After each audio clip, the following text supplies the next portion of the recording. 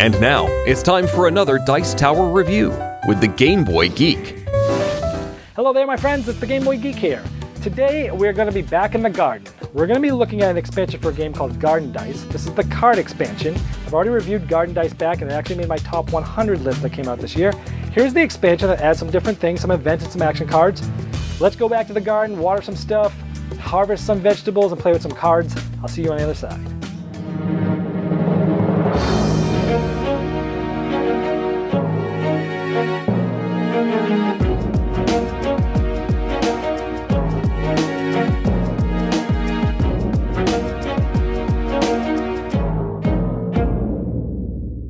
Now in this expansion, there's two types of cards. There's event cards and there's action cards. At the beginning of the game, depending on how many players there are, you'll be breaking this into multiple decks, shuffling in a certain amount of event cards and making one large deck. Depending on how many players will tell you how many event cards go in there. Now everyone's going to get 3 action cards to keep hidden at the beginning of the game. Now on your turn, you can either play one of these action cards, or if you don't like one, you can discard it. At that point, at either one of those chances, you will have 2 cards instead of 3, and at the end of your turn, if you ever have 2, you grab another card off the top of the deck.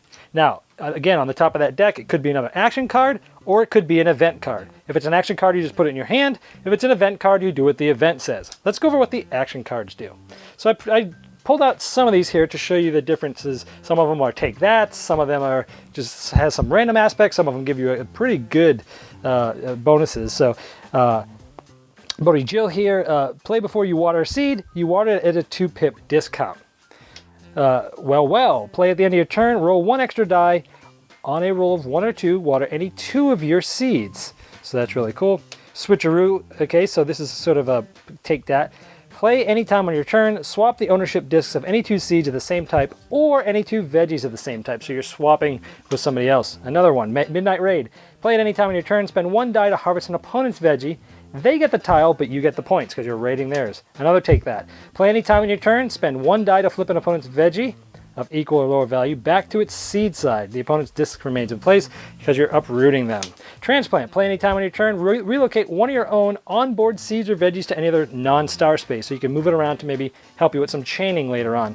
Tomato Surprise. At the end of your turn, take a tomato seed from the supply and place it on any non-star space with one of your discs on it, so you get tomatoes right away. Squash Medley. When you buy a seed of any type, take a free squash, and this is good when you're trying to collect those sets for the end of the game. You might have one of these and be able to grab them before somebody else gets it.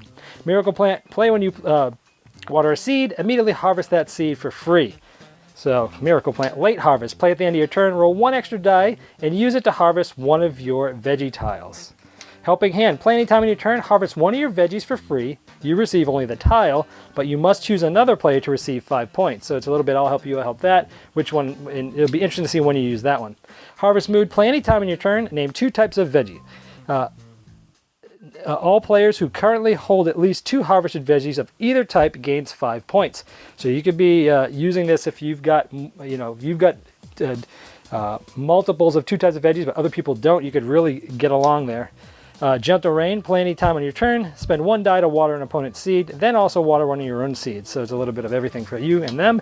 And Gardening Co-op. Play any time on your turn. Spend 1 die to harvest an opponent's veggie, then also harvest one of your own. So some interesting difference in the mixes. Let's look at the event cards. Now again, how these come out is you always start with 3 action cards. When you use or discard one on your turn, you pick up another one. If it's an event card, it comes out. That event card stays there until another event card replaces it. So Cloud Cover. While this card's in play, all sundials grant only 1 extra pip for placement instead of 2.